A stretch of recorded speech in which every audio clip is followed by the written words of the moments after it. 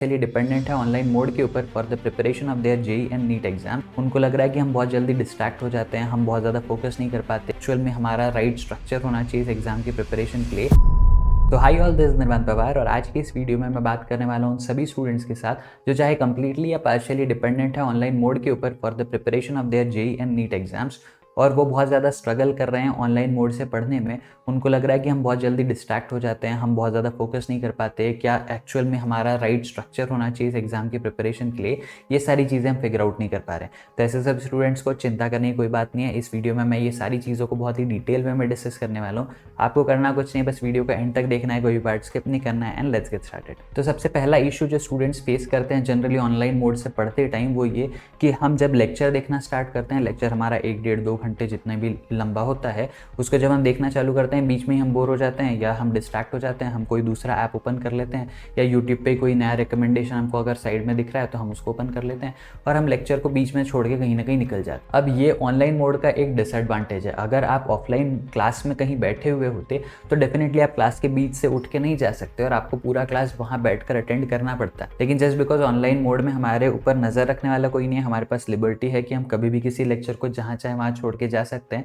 तो ऐसा करने से हम जब कभी किसी लेक्चर को बीच में छोड़ के चले जाते हैं और सोचते हैं कि हम इसके ऊपर थोड़ी देर बाद आएंगे, काफ़ी बार ऐसा होगा कि या तो आप उस लेक्चर पे कभी पलट के आओगे ही नहीं, और अगर आओगे भी तो जो आपकी लिंक बनी हुई थी लेक्चर की वो बीच में टूट चुकी है और इसीलिए सारे कॉन्सेप्ट्स आपको 100% वे में अच्छे से समझ में भी नहीं आएंगे और आपका टॉपिक में जो इंटरेस्ट है वो कंटिन्यूसली लूज होते चले जाएगा। तो इसीलिए इसका सोल्यूशन बड़ा सिंपल सा है। आपको करना कुछ नहीं है, जब कभी आप कोई लेक्चर देखना स्टार्ट करो ये इंश्योर कर लेना, अपने आप के लिए ये एक रूल बना लेना कि वो लेक्चर को आपको पूरा एंड तक एक बार में ही देखकर ख़त्म करना है। उसके अलावा बीच में से उसको छोड़ के जाने का आपके पास ऑप्शन ही नहीं है। अब दूसरी प्रॉब्लम जो स्टूडेंट्स के साथ होती है वो ये कि जो भी चीज़ हमने पढ़ी है ऑनलाइन लेक्चर्स के थ्रू वो चीज़ें हमारे दिमाग में ज़्यादा टाइम तक रिटेन नहीं रहती, हम चीज़ें भूलने लग जाते हैं। अब इसके लिए बड़ा आसान सा सोल्यूशन एक है, आपको करना कुछ नहीं है। जब कभी आप लेक्चर देख रहे हो तो लेक्चर देखते टाइम आपको लगे हाथ उसके नोट्स बनाते चलना है। ऐसा काफ़ी बार होता है कि बहुत सारे स्टूडेंट्स जो है वो सोचते हैं कि इस लेक्चर को देख लेते हैं, इसके बाद इसी के नीचे डिस्क्रिप्शन में हमको इसका PDF मिल जाएगा, वहाँ से इसको डाउनलोड कर लेंगे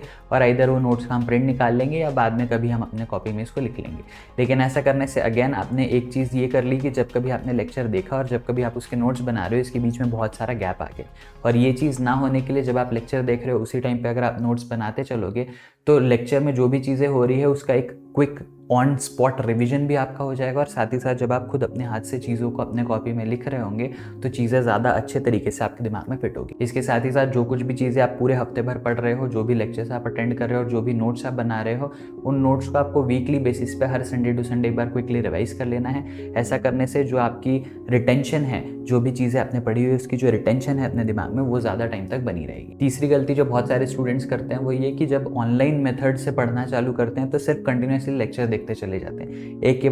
बाद एक बस लेक्चर देखते जाते हैं और उसके बाद में कोई भी क्वेश्चन सॉल्विंग खुद से नहीं करते। एक बात आपको याद रखना पड़ेगा कि जब कभी आप किसी टीचर को क्वेश्चन सॉल्व करते देख रहे हो, वो कैसे सॉल्व कर रहे हैं, वो सोल्यूशन देख रहे हो, वो डेफिनेटली आपको एक आइडिया ज़रूर देगा कि किस क्वेश्चन को आपने किस तरीके से अप्रोच करना चाहिए। लेकिन जब तक क्वेश्चंस आप खुद से सॉल्व नहीं करोगे देयर इज़ नो वे कि आप बहुत अच्छा स्कोर कर पाओगे। क्वेश्चन सॉल्विंग खुद से कर पाने के लिए द ओनली वे इज़ कि आप क्वेश्चन प्रैक्टिसिंग खुद से करो। तो जब कभी आप कोई लेक्चर देखो तो लेक्चर देखने का आपका सिर्फ एक ऑब्जेक्टिव होना चाहिए कि इस लेक्चर से सिर्फ मुझे कॉन्सेप्ट समझने हैं। लेकिन अल्टीमेटली जेईई या नीट के एग्जाम में अगर आपको सक्सीड होना है तो आपको ढेर सारी क्वेश्चन सॉल्विंग करनी पड़ेगी। तो लेक्चर्स आपके सिर्फ एक सपोर्टिंग सिस्टम है जो आपकी क्वेश्चन सॉल्विंग में हेल्प करने वाले हैं, लेकिन क्वेश्चन सॉल्विंग ही आपकी मेन प्रिपरेशन स्ट्रैटेजी होनी चाहिए। और साथ ही साथ जब कभी आप कोई लेक्चर देख रहे हो, आपने उसके क्वेश्चन सॉल्व कर लिए, उसके बाद में आपको लगे हाथ उन चैप्टर्स के जो पिछले 5 से 10 साल के जो PYQs हैं उनको सॉल्व कर लेना है। अगर आप हर चैप्टर के प्रीवियस ईयर क्वेश्चंस को देन एंड देयर करते रहोगे तो आपको एक बहुत फेयर आइडिया रहेगा कि इस चैप्टर के कौन से टॉपिक से किस तरीके के क्वेश्चंस एग्जाम में पूछे जाते हैं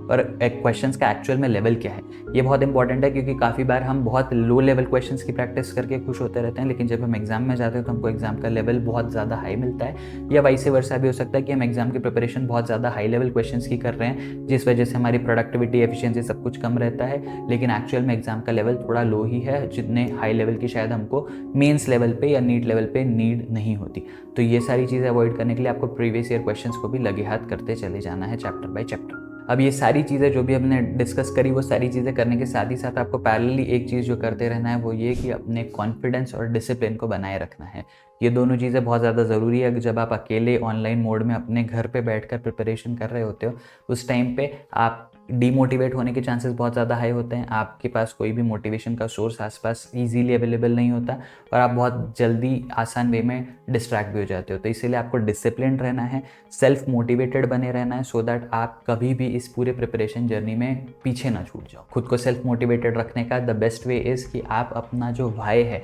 the reason for which you started preparing for whatever exam you are appearing for, आपने वो एग्ज़ाम की प्रिपरेशन क्यों चालू करी थी, वो भाई अपना बार बार खुद को रिमाइंड करवाते रहना। अगर चाहो तो उसको एक पेपर पे लिख के अपने रूम में कहीं लगा के रख देना, जिसको देख के आप खुद को बार बार रिमाइंड करवा सको कि एग्ज़ाम मेरे लिए क्यों इंपॉर्टेंट है और इस एग्ज़ाम का रिजल्ट मेरे लिए क्यों इंपॉर्टेंट है। और यही सारी चीज़ों को बहुत ही इफेक्टिव वे में करने के लिए और समय ज़्यादा वेस्ट ना हो, इसके लिए आप एक दिन पहले ही अगले दिन का पूरा टाइम टेबल बना के रखेंगे खुद के लिए। ज़रूरी नहीं है कि आपके टाइम टेबल में कितने बजे से कितने बजे तक आपको क्या पढ़ना है इस तरीके से चीज़ें मेंशन हो, पर एटलीस्ट एक टू डू लिस्ट आपकी बनी हुई होनी चाहिए कि कल सुबह से जब मैं उठूँगा तब से लेके जब मैं सोने जाऊंगा उसके बीच में मुझे क्या क्या चीज़ें ख़त्म करनी है। ये टू डू लिस्ट आपकी एक दिन पहले ही बन जानी चाहिए, सो दैट अगले दिन जैसे ही आप सोकर उठो आपका बिल्कुल समय वेस्ट ना हो ये सोचने में कि आज मुझे दिन भर क्या चीज़ें करनी है, और साथ ही साथ उठते ही आप अपने दिन की शुरुआत बहुत प्रोडक्टिव वे में कर सको। सो आई होप आज के इस वीडियो से आपको हेल्प हुई होगी, आपको समझ में आया होगा कि जब कभी आप ऑनलाइन मोड से प्रिपरेशन कर रहे हो किन चीज़ों का आपको ध्यान रखना है और कैसे